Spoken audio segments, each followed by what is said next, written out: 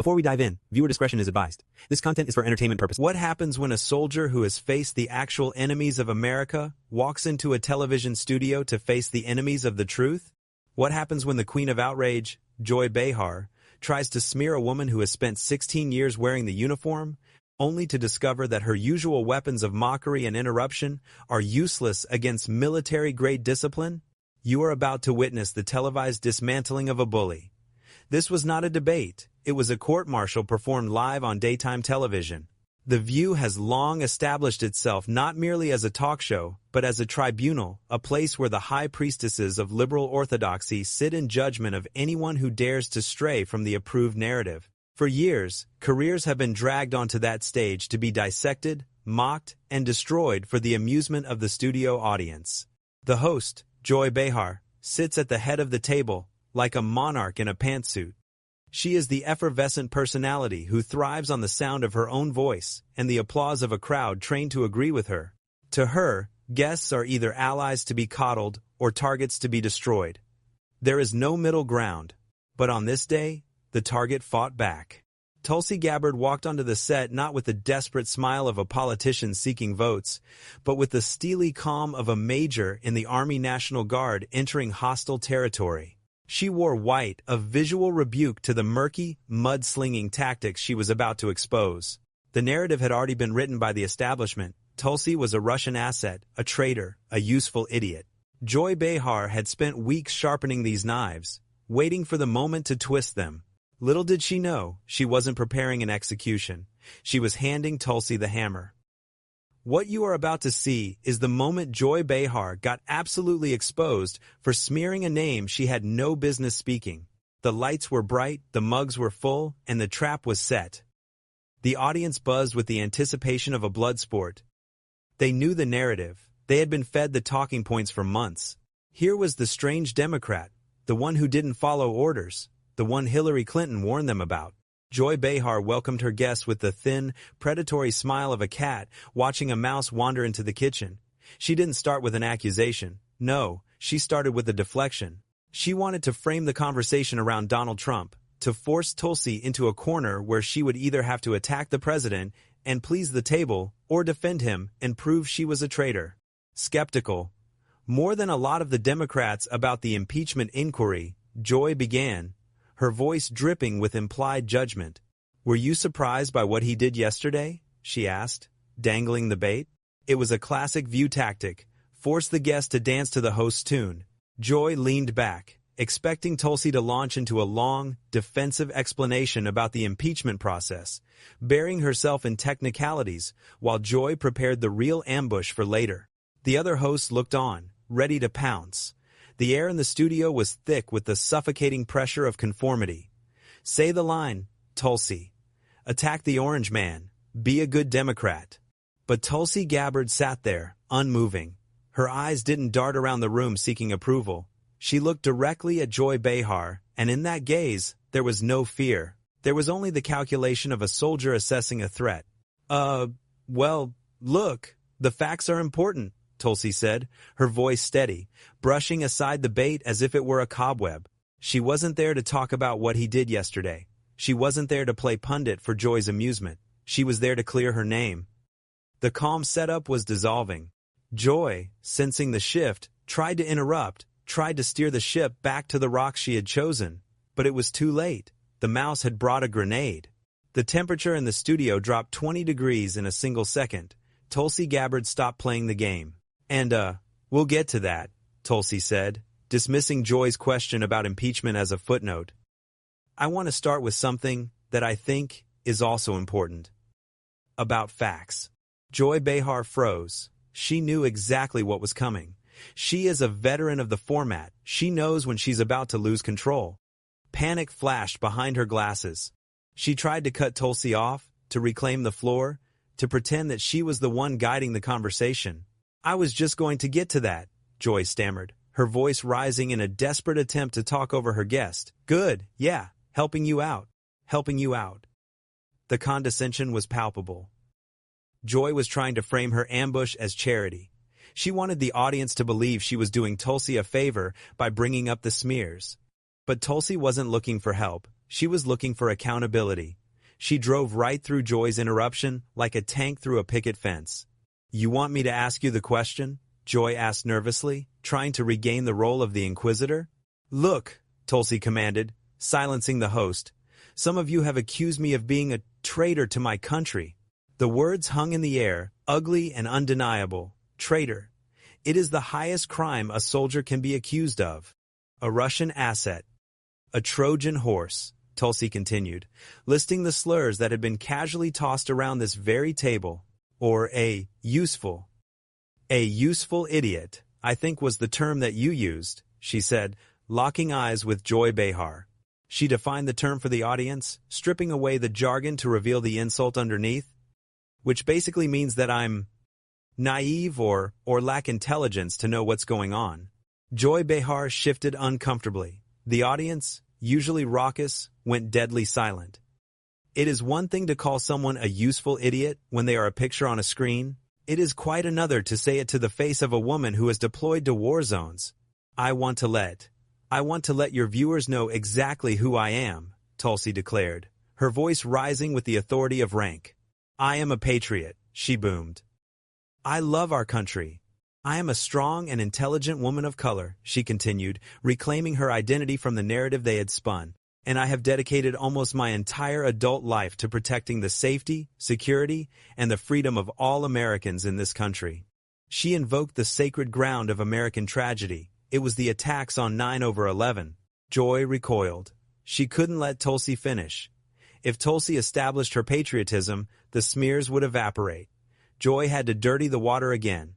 She had to find a new weapon. Well, I guess We're getting a little bit far ahead of ourselves, Joy stammered, trying to break Tulsi's rhythm. Desperate, Joy reached into her bag of tricks and pulled out the guilt by association card. If she couldn't prove Tulsi was a Russian, she would prove she was a Republican, which, on The View, is arguably worse. But, Franklin Graham finds you refreshing? Joy sneered, dropping the name of the conservative evangelist like a dead rat on the table. He doesn't find me refreshing. She wasn't done. She escalated to the nuclear option of character assassination.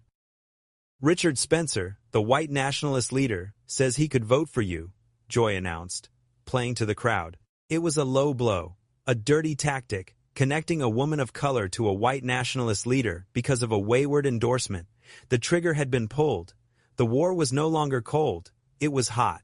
Joy Behar had realized that the Russian label wasn't sticking, so she was throwing everything else she had at the wall. Tucker Carlson, white nationalists, evangelicals. But as Joy listed these names, thinking she was burying her guest, she failed to notice one thing. Tulsi Gabbard wasn't flinching. She was reloading. The soldier had survived the ambush, identified the enemy's position, and was preparing to return fire. Joy Behar is a veteran of this format. She knows that when you can't nail someone on the facts, you switch to the oldest trick in the political playbook, guilt by association. If she couldn't paint Tulsi as a traitor based on her own words, she would paint her as a traitor based on who was cheering for her.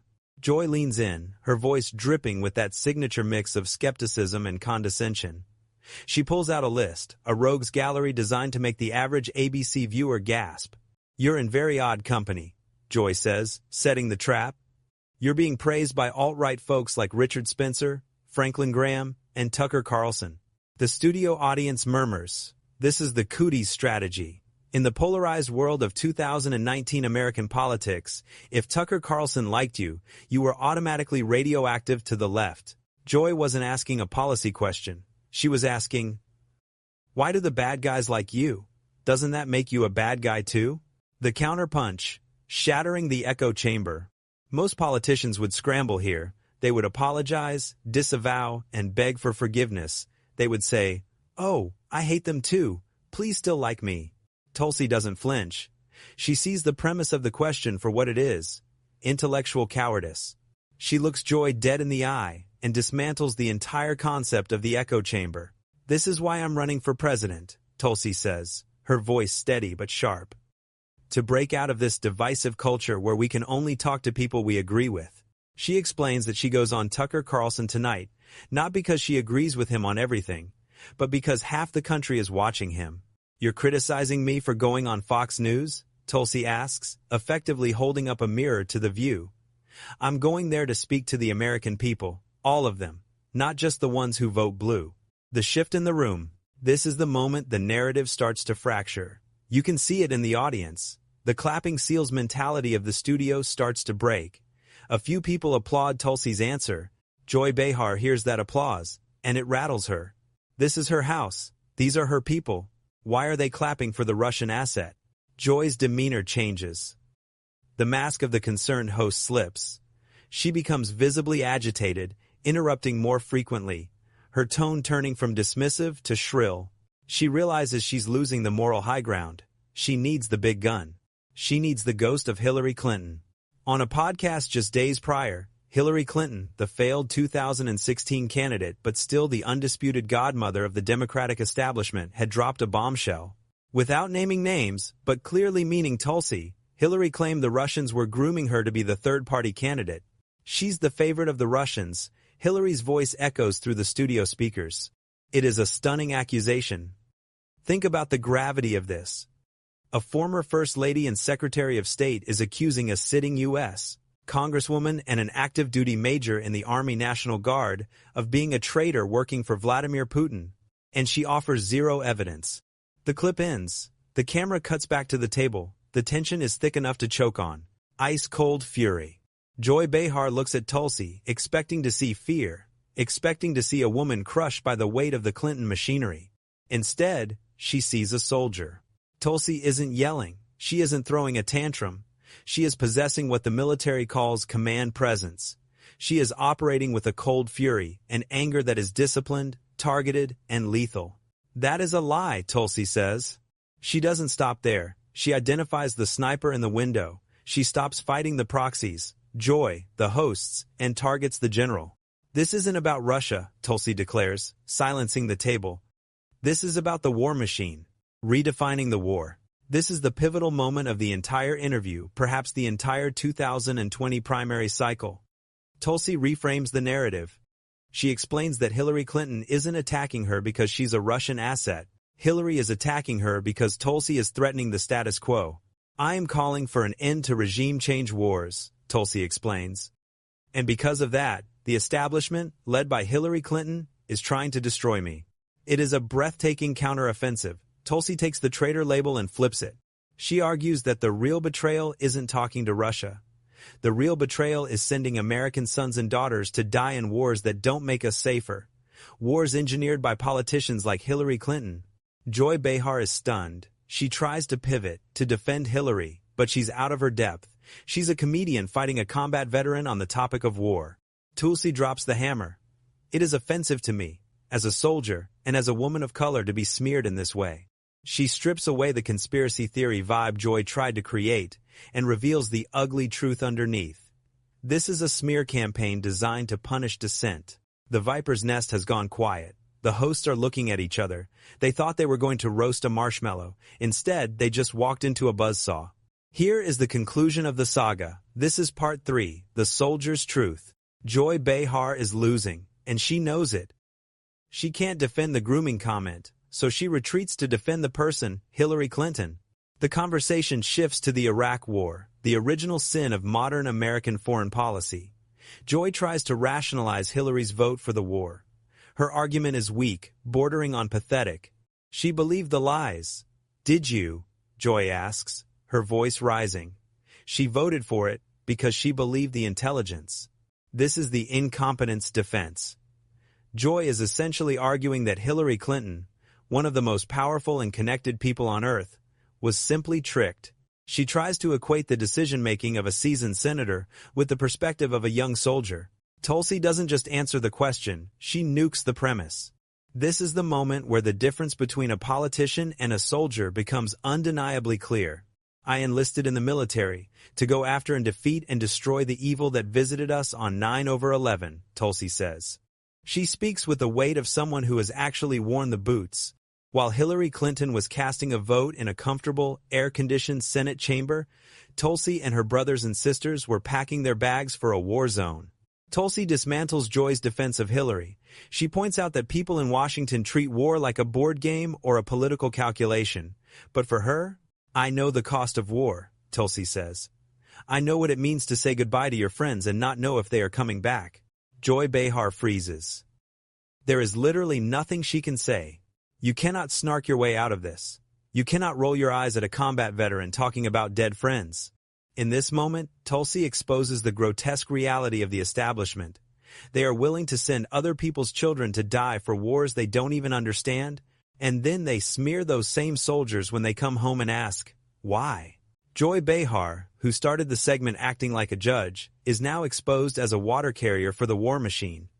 She looks small. She looks petty. The moral authority in the room has completely shifted to the woman in the white suit. The interview wraps up. The hosts try to recover, forcing awkward smiles and rushing to a commercial break. But the damage is done. Tulsi Gabbard doesn't storm off. She doesn't look rattled. She gathers her papers, nods politely, and leaves the set. It is the exit of a gladiator who just cleared the arena. She walked into the viper's nest, let them bite her, and showed the world that their venom had no effect. She didn't just survive the smear. She used their own platform to expose their hypocrisy to millions of Americans. This segment didn't just go viral, it became legendary. It was a red pill moment for millions of viewers. For years, shows like The View had absolute power. If they called you a racist, a sexist, or a traitor, that label stuck. They were the gatekeepers of acceptable opinion. But on that day, Tulsi broke the gate. She exposed the Russian asset narrative for what it was, a desperate lie used to silence anti-war voices. She showed that the emperor, Hillary Clinton, had no clothes. She proved that standing your ground against the mob actually commands respect. Joy Behar wanted a witch hunt. She wanted to parade Tulsi around as a cautionary tale for any Democrat thinking of stepping out of line. Instead, Joy got a lesson in patriotism. The segment ends, but the message echoes. You can scream, you can lie, and you can call names. But you cannot intimidate a soldier who speaks the truth. The soldier walked into the viper's nest, and the vipers were the ones who got bit.